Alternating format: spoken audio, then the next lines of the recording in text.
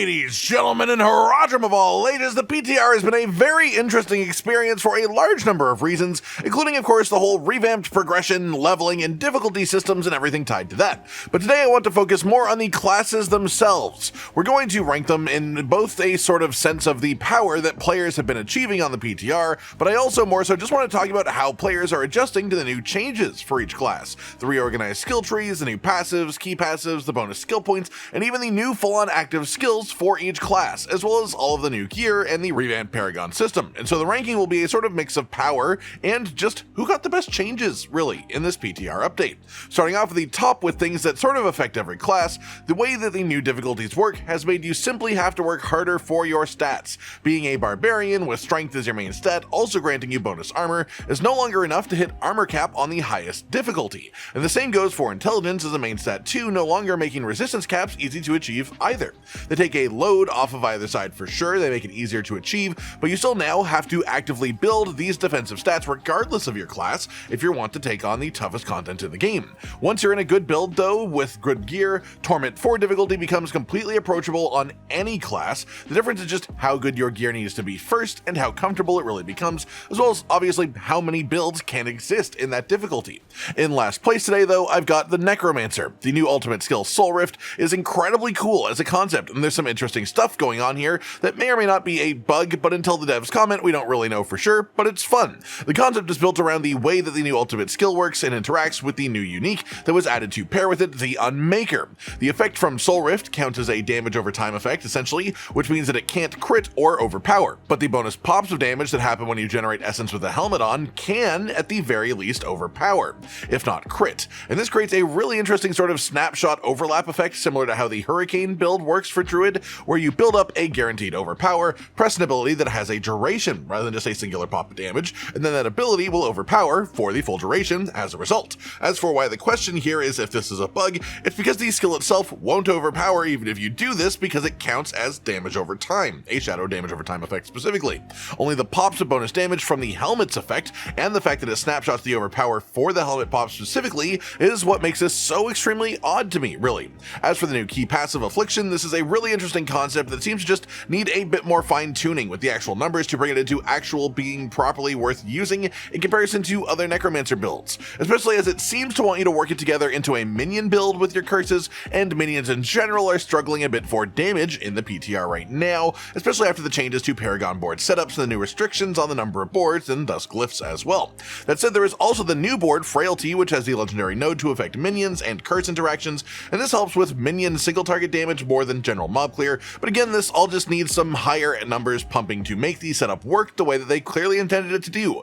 On top of this, one of the strongest runeword combinations in the entire game is Wat, which triggers Necromancer's Decrepify spell for 100 offering cost, building that with whatever your best offering builder is for your class, then using the Rune of Ritual that gives offering every time you invoke a skill from a different class, with the Rune of Invocation that uses the Druid's Petrify, because Petrify is extremely strong but has a high offering cost. This, however, is a stupidly strong combo. It obviously doesn't work on Necromancer though, because Decrepify is a Necromancer skill, which means that you cannot trigger the rune with Decrepify that says it needs you to use another class's skill, which means the closest you can do the same thing with is a 250 offering cost rune rather than 100 like everyone else. In second to last place then we actually have the Druid, and Druid has been sort of plagued with some major issues affecting its largest changes, which is unfortunate on the PTR specifically. That is also the reason that we have a PTR to begin with, and it is hit on the opposite side too, with some potential bugs that are making it seem more powerful as well. The biggest issue currently really is just that the brand new unique, the Stone of Vehemon, is just apparently not dropping at all. It isn't in the chest of uniques from the boost vendor, you can't get it to drop by spamming offhand Opal vendor purchases, it just basically does not exist.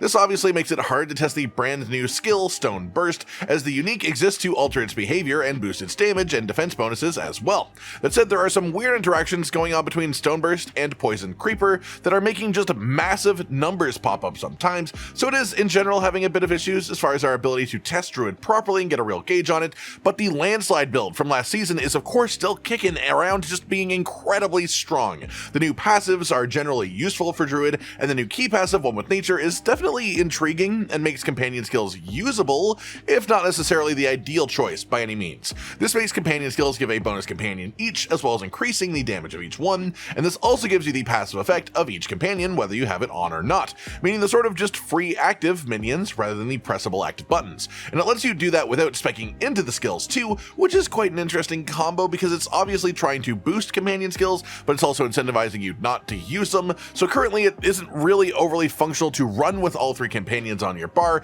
and this doesn't really incentivize it either. It makes it more reasonable to have maybe 1 or 2 companions because you still get the passive bonuses from the others when you choose it, which makes it feel like a weird sort of half measure where it wants you to build into companion skills, but also not too much. On a similar note, there's also the new Paragon board with the Untamed legendary node. The power on this is almost but just not quite enough to make companion skills relevant in deep endgame, because what it does is give you +4 ranks to all companion skills for 5 seconds after you use a companion ability. But this doesn't stack if you use multiple of them. So if you are running 3 companion skills with this, you aren't gaining a massive amount over running just 2 of them, especially as even the recent changes, the Raven's active ability sort of just struggles to do any reasonable damage, honestly. Hopefully this will be changed to stack though as an actual effect, the Untamed legendary power. I think that this could have quite a bit of legs if it did. Right in the middle then we have Rogue, and well, Rogue is just absolutely juicy on the PTR right now to a pretty insane degree, hitting some of the highest numbers with the highest consistency, and it's mostly due to 2 major things.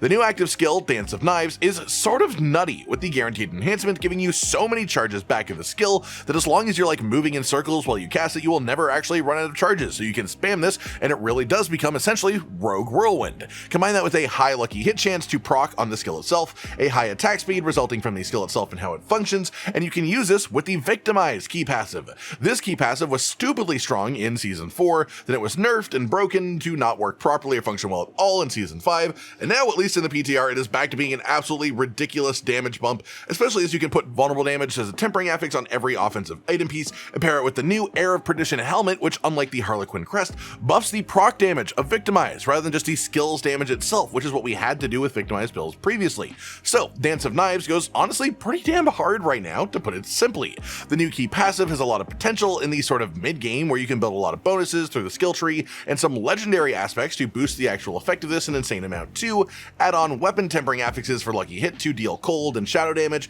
and then your actual poison imbued skills will do insane damage as a result. As for the new Danse Macabre Paragon board, this has potential mostly for things like a Rain of Fire build now that you can put points into ultimates to boost their damage and cooldown reduction, but for the most part outside of like rapid fire boss killer builds, Rogue isn't generally made with the purpose of a single skill bursting down all of the damage in one singular press. It's much more about attack speed and managing high numbers of hits, but Dance of Knives going crazy mode is still incredible to see even regardless of that, and of course classics from previous seasons are still around like Heartseeker and Adariel's Barrage. They've only gotten better with the additions of runewords this season, not worse. Second place then we have the Sorcerer, and Sorcerer is honestly doing extremely well right now on the PTR to no one's surprise really. It just seems to have less ridiculous peaks than the other 2 above it at the immediate moment. There are a number of builds kicking off quite hard right now, but one of the best is a new sort of hybrid between Lightning Spear and Frozen Orb, and this is partially due to 2 of the ritual runewords, meaning the ones that build Offering to trigger the particularly strong effects. The big ones for Sorcerer right now are Offering gained when a companion or minion gets a kill or dies,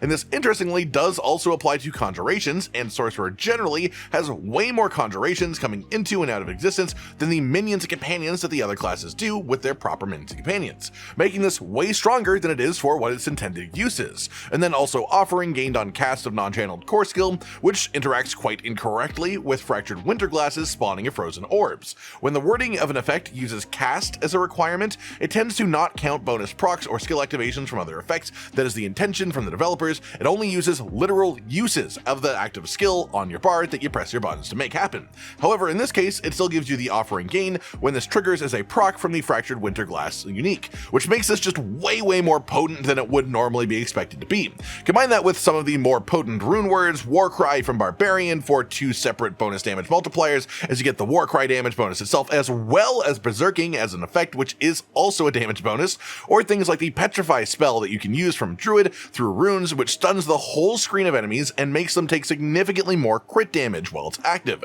There are also runes that boost skill ranks for skill damage based builds, and tons of other really strong ones too, but Sorcerer right now seems to be in a lovely position where all of the old builds are still pretty much as strong as they were, if not better, and some new ones are also popping up that are also looking quite strong. Another example of this is for Blizzard. There's a new tempering affix that gives you a chance to spawn multiple ice spikes when you spawn an ice spike. Combine that with Blue Rose, which gives you a chance for the ice spike explosion to explode twice, and this essentially gives you a chance for a quadruple ice spike to happen every time that an ice spike does, if you use both of these things together. That said, in first place we have Barbarian. Barbs have got some interesting changes going on with the addition of Mighty Throw as a new active skill in the weapon mastery category, giving you a proper screen clearing range playstyle option on an otherwise mostly melee class. It can be boosted with a new legendary aspect that was made for this to have it throw multiple weapons, and once you get the third blade unique later in progression, you can essentially turn it into a core skill and use it as your main source of damage, which just gets really fun honestly to mess around with. Then there is of course the new key passive Barbed Carapace, which creates a far more active playstyle surrounding thorns rather than being passive as thorns normally are.